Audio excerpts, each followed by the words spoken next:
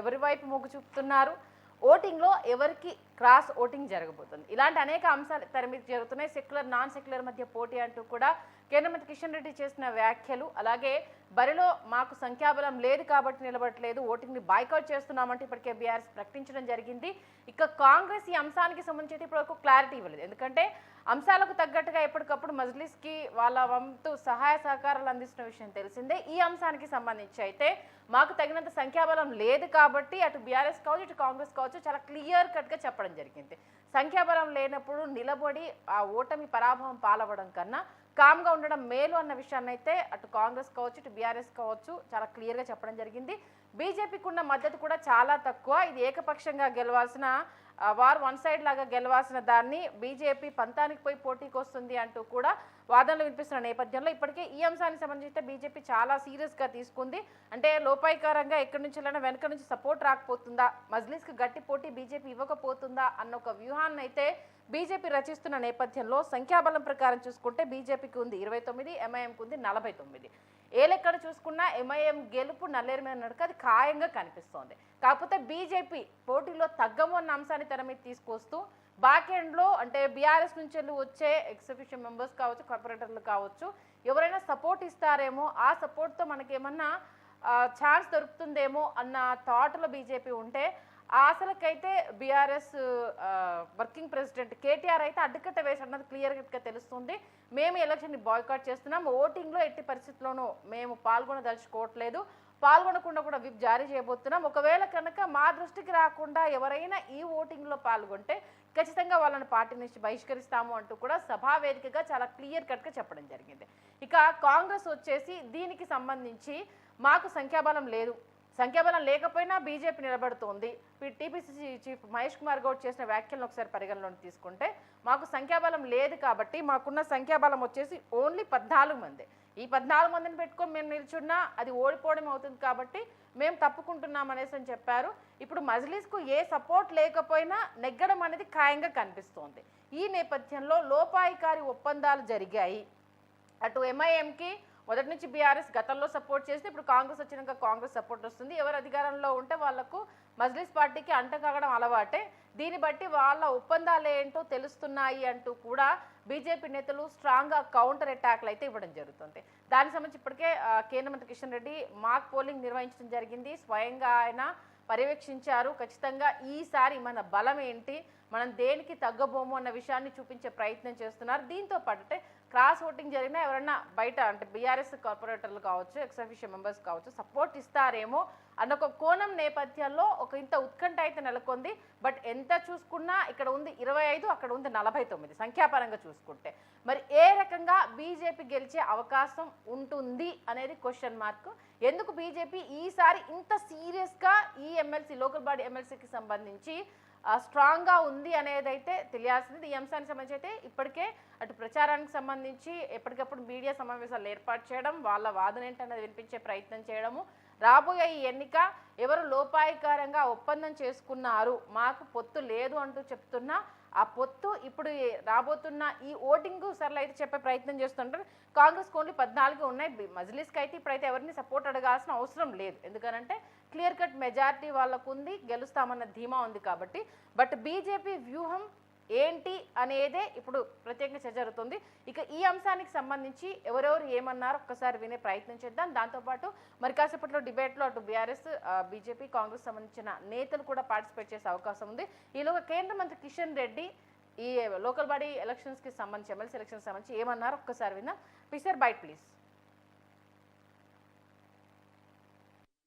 వాళ్ళని అవమానం చేసినట్టే. మజ్లిస్ పార్టీని గెలిపించడం కోసమో, మజ్లిస్ పార్టీకి మద్దతు ఇవ్వడం కోసమో హైదరాబాద్ ప్రజలు బీఆర్ఎస్ పార్టీకి ఓటేయలేదు, హైదరాబాద్ ప్రజలు కాంగ్రెస్ ఓటేయలేదు. ఇదే పాతపట్నంలో మజ్లిస్ పార్టీ వరుసగా గెలుస్తున్నటువంటి శాసనసభ నియోజకవర్గాల్లో కానీ, లేక హైదరాబాద్ పార్లమెంట్ కాన్స్టిట్యున్సీలో కానీ, మున్సిపల్ కార్పొరేషన్ ఎక్కడైతే మజ్లిస్ పార్టీ గెలుస్తుందో అక్కడ కానీ ఖచ్చితంగా బీఆర్ఎస్ పార్టీ, కాంగ్రెస్ పార్టీ రెండు కూడా పోటీ చేసి మజ్లిస్ వ్యతిరేక ఓట్లు చీల్చి మజ్లిస్ పార్టీకి సహకరించేటువంటి ప్రయత్నం చేస్తాం. అక్కడ బీజేపీని ఓడించడం కోసమో ఆ ఎలక్షన్స్ లో పోటీ చేస్తారు రెండు పార్టీలు. ఇక్కడ బీజేపీని ఓడించడం కోసం ఈ ఎలక్షన్స్ లో పోటీ చేయకుండా ఉంటున్నారు. ఎమ్మెల్సీ ఎలక్షన్స్ ఇక్కడనేమో పోటీ చేయరు, అక్కడ పోటీ చేస్తారు. అక్కడ ఓట్లు విభజించేటువంటి ప్రయత్నం చేస్తారు మజ్లిస్ వ్యతిరేక ఓట్లు. ఇక్కడ మజ్లిస్ పార్టీని గెలిపించడం కోసం పోటీ చేయకుండా ఉంటున్నారు. ఇంత పచ్చిగా మజ్లిస్ పార్టీతో చేయి కలిపి పనిచేస్తున్నటువంటి రెండు పార్టీల్లో కూడా మరి సెక్యులర్ పార్టీలు ఏ రకంగా అయితే చెప్పాల్సినటువంటి అవసరం.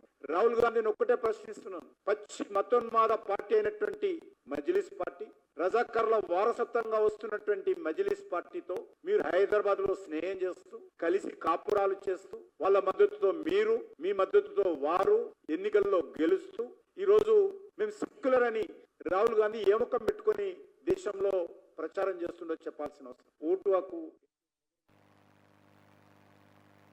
చూస్తున్నారు కదా, అటు బీజేపీ వాదన అయితే చాలా క్లియర్ కట్గా మొదటి నుంచి కూడా అదే విషయాన్ని తెలియజేస్తుంది. మెంబర్స్ ఉన్నప్పుడు నామమాత్రంగా అయినా పోటీలో నిలబడాలి, నిలబడ్డప్పుడే కదా ఎవరి సంఖ్యాబలం ఏంది, వాళ్ళ పార్టీ వాళ్ళు ఎవరు మద్దతు ఇస్తున్నారని తెలిసే అంశం ఉంటుంది. మీకు బయటికేమో తిట్టుకోవాలి, లోపాయకారంగా మీకు బాయ్ బాయ్ అంటూ అనుకోవాలి.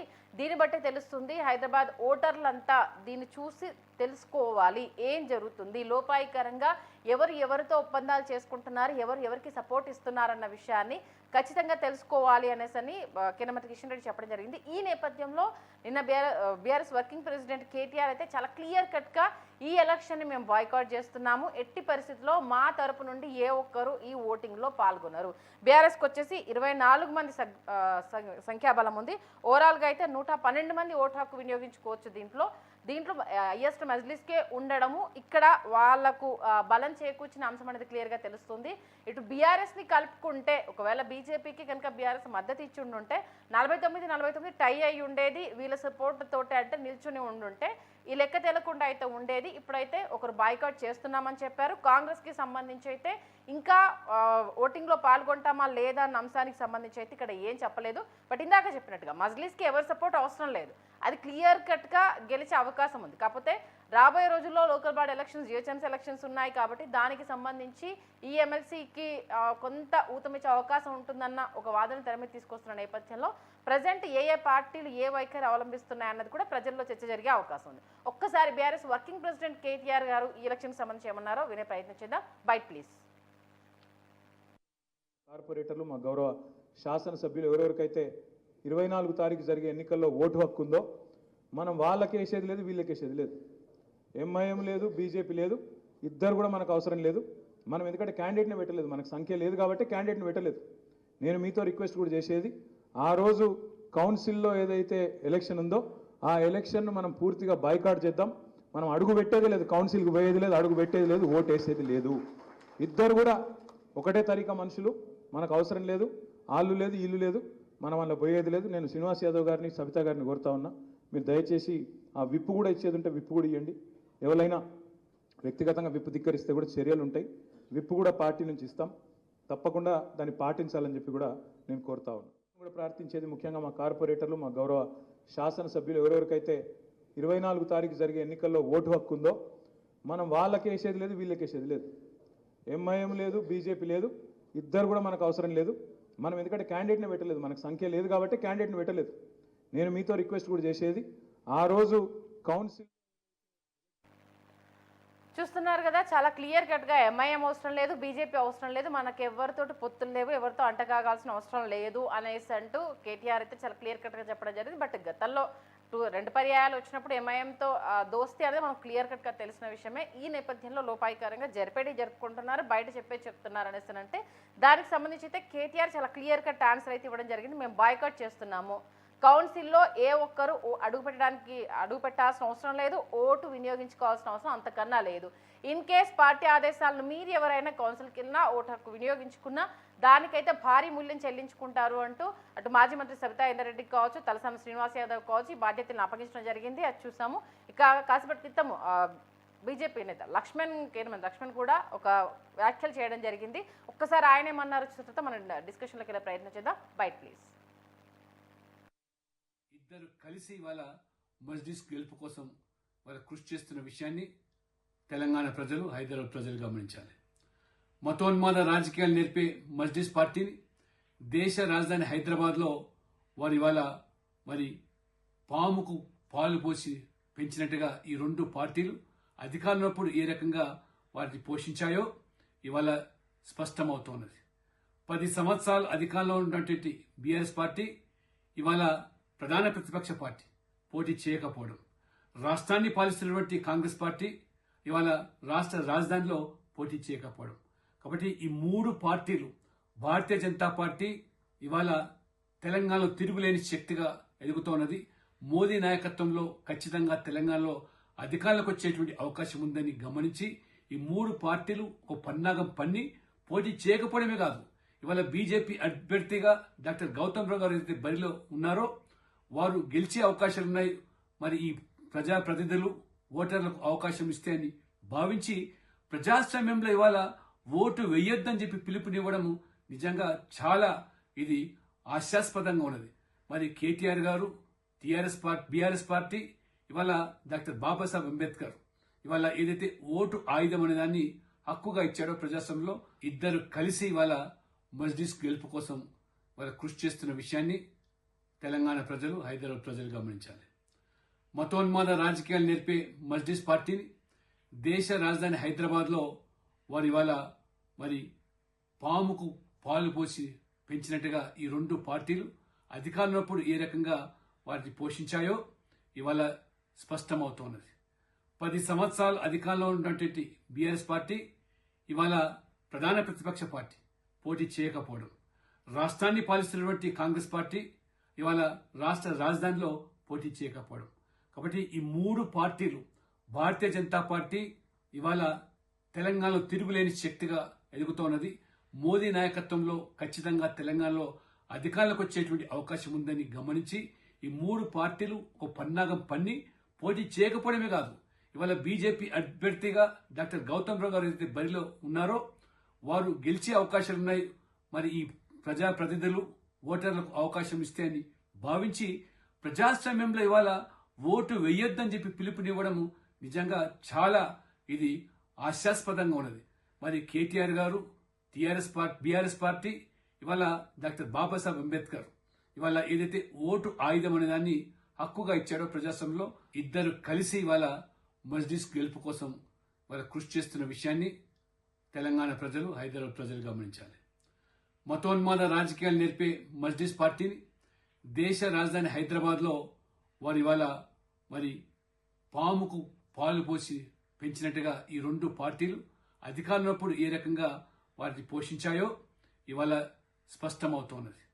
10 సంవత్సరాలు అధికారంలో ఉన్నటువంటి బీఆర్ఎస్ పార్టీ ఇవాళ ప్రధాన ప్రతిపక్ష పార్టీ పోటీ చేయకపోవడం, రాష్ట్రాన్ని పాలిస్తున్నటువంటి కాంగ్రెస్ పార్టీ ఇవాళ రాష్ట్ర రాజధానిలో పోటీ చేయకపోవడం. కాబట్టి ఈ మూడు పార్టీలు, భారతీయ జనతా పార్టీ ఇవాళ తెలంగాణలో తిరుగులేని శక్తిగా ఎదుగుతోన్నది. మోదీ నాయకత్వంలో ఖచ్చితంగా తెలంగాణలో అధికారంలోకి వచ్చేటువంటి అవకాశం ఉందని గమనించి ఈ మూడు పార్టీలు ఒక పన్నాగం పన్ని పోటీ చేయకపోవడమే కాదు, ఇవాళ బీజేపీ అభ్యర్థిగా డాక్టర్ గౌతమ్ రావు గారు ఏదైతే బరిలో ఉన్నారో వారు గెలిచే అవకాశాలు ఉన్నాయి. మరి ఈ ప్రజాప్రతినిధులు ఓటర్లకు అవకాశం ఇస్తే అని భావించి ప్రజాస్వామ్యంలో ఇవాళ ఓటు వేయొద్దని చెప్పి పిలుపునివ్వడం నిజంగా చాలా ఇది హాస్యాస్పదంగా ఉన్నది. మరి కేటీఆర్ గారు బీఆర్ఎస్ పార్టీ ఇవాళ డాక్టర్ బాబాసాహెబ్ అంబేద్కర్ ఇవాళ ఏదైతే ఓటు ఆయుధం అనే దాన్ని హక్కుగా ఇచ్చాడో ప్రజాస్వామ్యంలో ఇద్దరు కలిసి ఇవాళ మజ్లిస్ గెలుపు కోసం వాళ్ళ కృషి చేస్తున్న విషయాన్ని తెలంగాణ చూస్తున్నారు కదా, ఎవరికి వాళ్ళు తమ పార్టీ ఎజెండాను ఎంఐఎం మతతత్వ పార్టీ అని తెలిసిన విషయమే, దానికి ఒత్తాసు పలుకుతూ నేతలు ఎంత వ్యూహాత్మకంగా వ్యవహరిస్తున్నారు అంటూ అటు కిషన్ రెడ్డి చెప్పడం జరుగుతుంది. దీంతోపాటు 22 ఏళ్ల తర్వాత ఎమ్మెల్సీ స్థానానికి దీనికి సంబంధించి ఏంటిది డిస్కషన్ నడుస్తుంది అని అంటే ఈసారి రాజకీయంగా ఇది ఎంత ప్రాధాన్యత సంతరించుకుందో అందరికీ తెలిసిన విషయమే. ఎందుకంటే బీజేపీ, ఎంఐఎం దీనికి ప్రధానంగా పోటీ పడుతున్నాయి. అటు పోలింగ్కు దూరంగా ఉండాలని ఇప్పటికే బీఆర్ఎస్ నిర్ణయించుకుంది. ఎన్నికల్లో పార్టీ వైఖరిపై రాజకీయ ప్రయోజనాల మేరకే నిర్ణయం తీసుకుంటామని కాంగ్రెస్ ప్రకటించడం జరిగింది. మొత్తానికి బీజేపీ అసలు అభ్యర్థిని నిలబెడుతుందని ఎవరు ఊహించలేదు. ఇప్పుడు బీజేపీ అభ్యర్థిని నిలబెట్టడంతో ఈ ఎన్నిక అనేది వ్యూహాత్మకంగా మారింది. మొత్తం 112 మంది ఓటర్లు ఉన్నారు ఈ ఎన్నికకు సంబంధించి. ప్రజెంట్ అయితే ఎక్కువ ఓట్లు అయితే ఎంఐఎంకున్నాయి 49. ఈ ఓటు పర్సంటేజ్ మీదనే ఎంఐఎం నమ్మకం పెట్టుకుని ఉంది. అటు గెలుపోటములతోటి సంబంధం లేకుండా మేము బరిలో నిలబడడానికి వెనుకడుగు వేయము అని చెప్పడం కోసమే ఖచ్చితంగా నిలబడి చూపిస్తాము అంటూ కూడా బీజేపీ చెప్తుంది. ఓవరాల్గా చూసుకుంటే మొత్తం ఓటర్లో 81 మంది కార్పొరేటర్లు ఉన్నారు, 31 మంది ఎక్స్-అఫీషియో సభ్యులు ఉన్నారు. ఎక్స్-అఫీషియో సభ్యుల్లో 9 మంది ఎంపీలు, 15 మంది ఎమ్మెల్యేలు, 7 ఎమ్మెల్సీలు ఉన్నారు. ఇక ఎంఐఎం బీఆర్ఎస్కు ఎక్స్-అఫీషియో సభ్యుల సంఖ్య ఓట్లు 9 ఉన్నాయి, కాంగ్రెస్కు 7, బీజేపీకి 6 ఉన్నాయి. ఎంఐఎం అభ్యర్థిగా మీర్జా రియాజ్ ఉల్ హసన్, అలాగే బీజేపీ అభ్యర్థిగా గౌతమ్ రావు బరిలో నిలిచిన విషయం తెలిసిందే. ఈ నేపథ్యంలో ప్రజెంట్ చూసుకుంటే కార్పొరేటర్లు ఎక్స్-అఫీషియో మెంబర్స్తో కలిపి ఎంఐఎంకు 40 మంది కార్పొరేటర్లు ఉంటే 9 మంది ఎక్స్-అఫీషియో సభ్యులు ఉన్నారు, మొత్తం 49. బీజేపీకి 19 మంది కార్పొరేటర్లు ఉంటే ఎక్స్-అఫీషియో సభ్యులు 6 ఉన్నారు, వాళ్ళ సంఖ్యాబలం 25. ఇక బీఆర్ఎస్కు 15 మంది కార్పొరేటర్లు ఉంటే 9 మంది ఎక్స్-అఫీషియో సభ్యులు ఉన్నారు, వాళ్ళు 24 మంది ఉన్నారు. ఇక కాంగ్రెస్ దగ్గరికి వచ్చేసి 7 కార్పొరేటర్లు ఉంటే ఎక్స్-అఫీషియో మెంబర్స్ 7 ఉన్నారు, టోటల్గా 14 ఉన్నారు. ఇక 81 మంది కార్పొరేటర్లు, 31 మంది ఎక్స్-అఫీషియో సభ్యులతో కలిసి 112 మంది ఉన్నారు. సంఖ్యాబలంగా పరంగా చూసుకుంటే అయితే అసలు ఎంఐఎంకి ఎవరి మద్దతు అవసరం లేదు, ఎవరిని మద్దతు అడగాల్సిన పరిస్థితి కూడా లేదు. ఈవెన్ క్రాస్ ఓటింగ్ జరిగినా ఇక ఎంఐఎం దగ్గర క్రాస్ ఓటింగ్ జరగడం అనేది సాధ్యం కాని పని. ఇక వాళ్ళు కరుడుగట్టిన అది ఉంటుందన్న విషయం అందరికీ తెలిసిందే. కాబట్టి చాలా ధీమాగానే ఉన్నారు. బీజేపీ వ్యూహం ఏంటి అన్నదానికి సంబంధించే ప్రజెంట్ ఏంటి, ఏ రకంగా వెళ్తుంది, అసలు సంఖ్యాబలం లేకపోయినా ఓడిపోతామని తెలిసినా బీజేపీ అడుగు వేయడంలో ఎవరిని తప్పుపట్టే ప్రయత్నం చేస్తుంది అన్నదానికి సంబంధించి ప్రధానంగా అయితే చర్చ జరుగుతోంది. ఓవరాల్గా అయితే ప్రజెంట్ ఈ లోకల్ బాడీ 22 ఏళ్ల తర్వాత అంటే ఎప్పుడు ఏకగ్రీవంగా ఎన్నికయ్యే ఈ లోకల్ బాడీ ఎలక్షన్స్ ఈసారైతే ప్రధానంగా చర్చ జరుగుతుంది అనేది మాత్రం క్లియర్గా తెలుస్తుంది. మరి 23 తారీఖు ఆల్మోస్ట్ లెక్క తేలుతుంది అనేది క్లియర్గా తెలిసినా ఎక్కడో దగ్గర ఏదో మ్యాజిక్ జరుగుతుందేమో, లేకపోతే క్రాస్ ఓటింగ్కి ఏమైనా అవకాశం ఉందేమో, లేదు బీఆర్ఎస్ వాళ్ళు బీజేపీకి మద్దతు తెలుపుతారేమో అన్న ఒక చిన్న చర్చ అయితే నడుస్తుంది.